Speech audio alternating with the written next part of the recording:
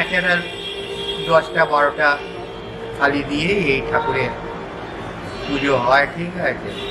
এটা এবারে এই পুজোটা যেটা আছে এটা প্রহর একদিনে নবমীর দিনেতেই পরপর পুজো হয়ে যাচ্ছে।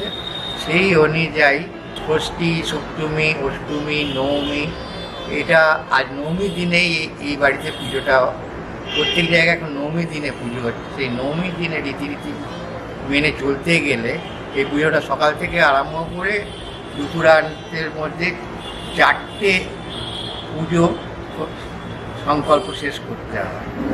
সংকল্প হয়ে যাওয়ার পরে নবমীর সন্ধ্যাবেলাতে সবাই বসে থাকে, তারপরে আরতি হয়, আর বিজয়া দশমীর দিন বিজয়া হয়। এইভাবেই আমাদের রীতিনীতি মেনে রানীমার যেটা হয়ে আসছে সেইটা পরম্পরা, তার বংশধরা পরম্পরা চালিয়ে আসছে।